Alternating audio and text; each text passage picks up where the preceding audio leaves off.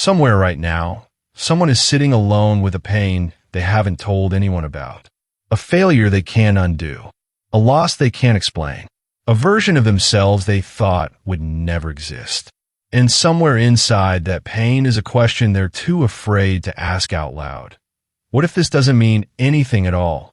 What if suffering isn't some hidden lesson, some cosmic test, some secret gift in disguise?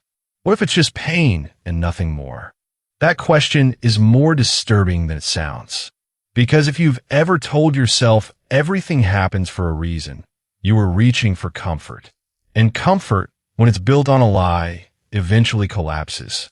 So here's the uncomfortable place we're going to start. Suffering has no built-in meaning. None. It doesn't ennoble you automatically. It doesn't make you deeper, wiser, or stronger just because you survived it. Some people are broken by pain and never recover. Some people become bitter, smaller, crueler versions of themselves. So if suffering doesn't automatically make you stronger, why does the phrase exist at all? Why do we still believe it? And more importantly, what has to happen inside a person for pain to actually become strength instead of just scar tissue? That's the real question hiding underneath the famous line, "What does not kill me makes me stronger." And by the end of this, you're going to understand it in a way that has nothing to do with motivational posters. Look at the way most of us are taught to live. We are taught to avoid discomfort at almost any cost. Modern life has become an elaborate architecture of comfort. Food delivered in minutes. Entertainment that never stops. Algorithms that predict what you want before you know you want it. And underneath all of that convenience is a quiet, unspoken message. Discomfort is the enemy. Struggle is a malfunction.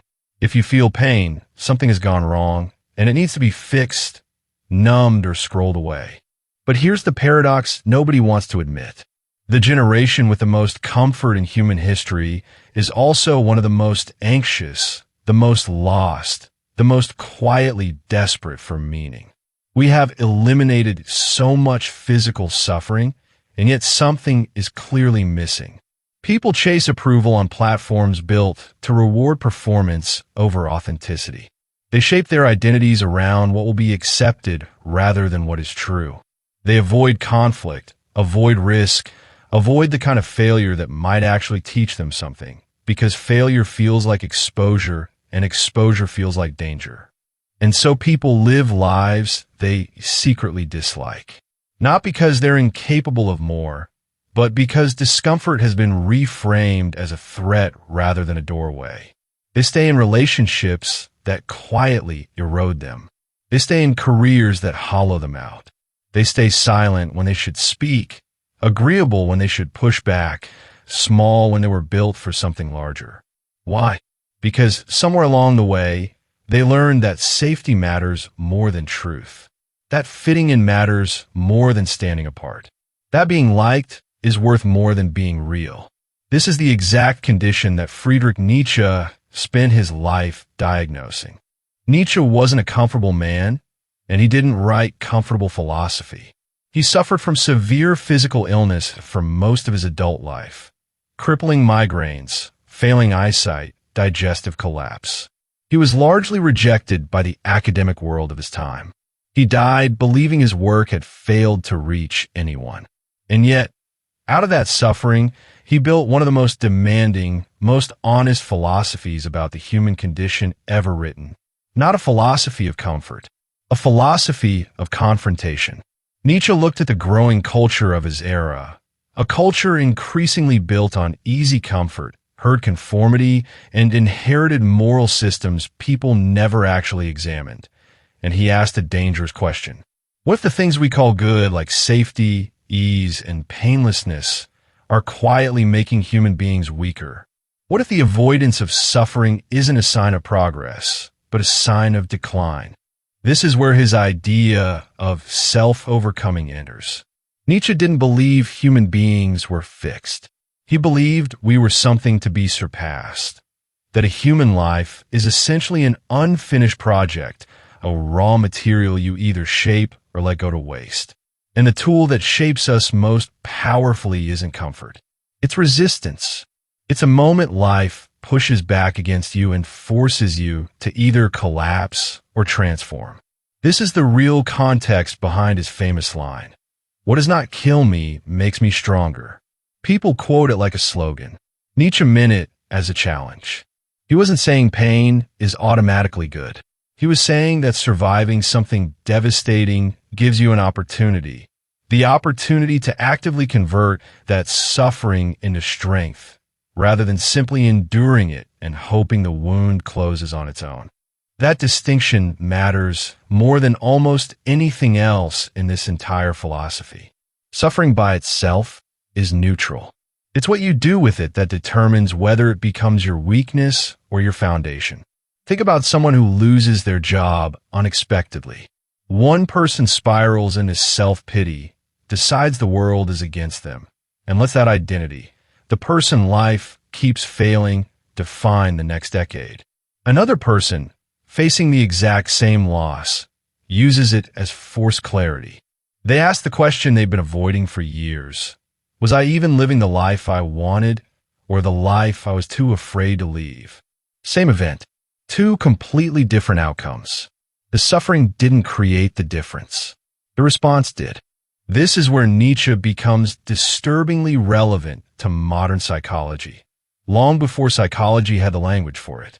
He understood something we now recognize in research on resilience and post-traumatic growth, that meaning isn't discovered in suffering, it's constructed from it. Pain doesn't hand you wisdom. You have to reach into the wreckage and build something out of it yourself. Nobody does that for you, and nobody can force you to do it either. But here's where the deeper psychological layer begins. Why do so many people fail to make that transformation?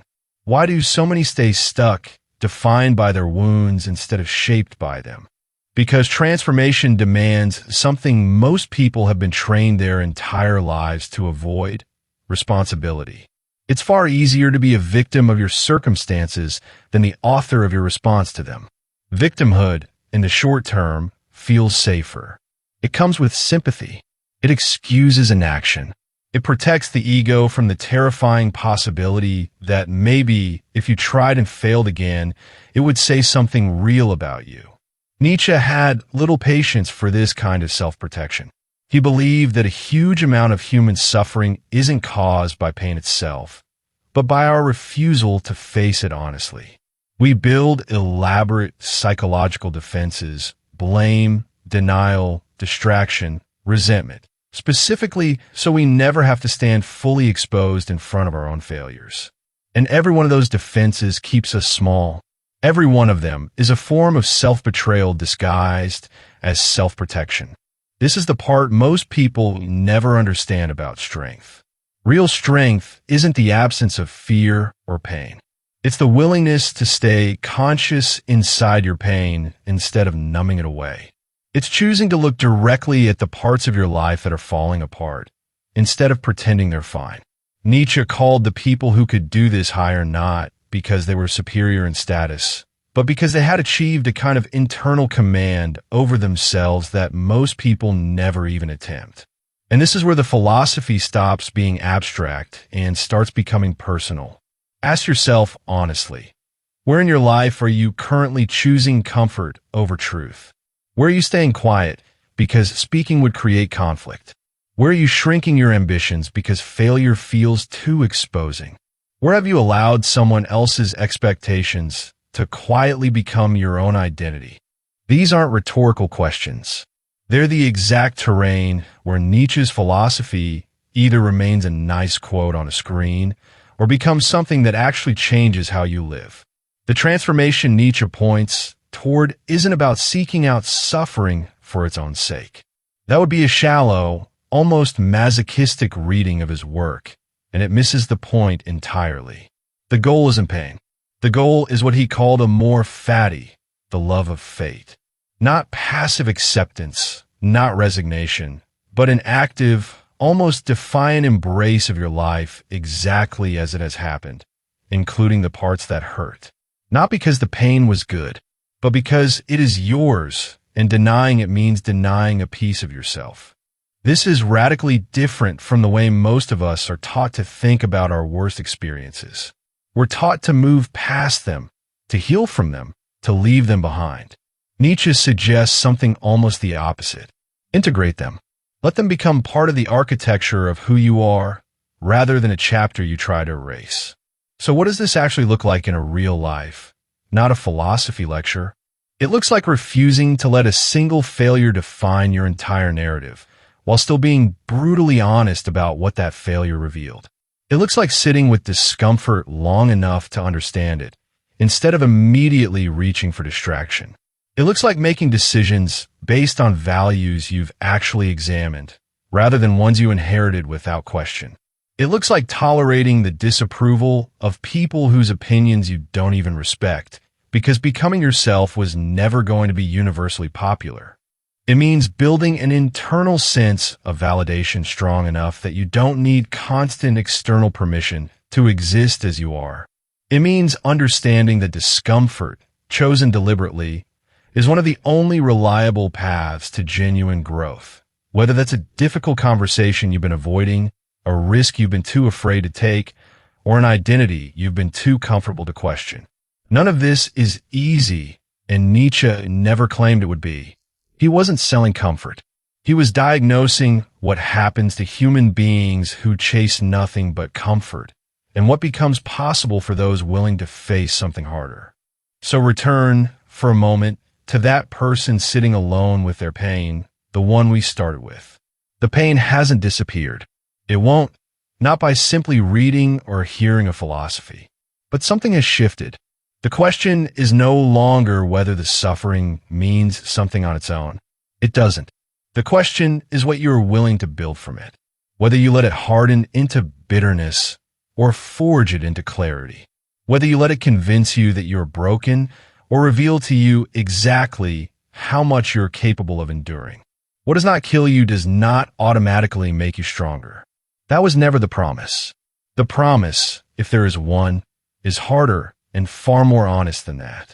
You are handed the raw material of your suffering, and what you build from it is entirely, terrifyingly, your own responsibility. That is not a comforting thought, but it might be the truest one you hear today. And somewhere between comfort and truth, that is exactly where a stronger version of you has been waiting.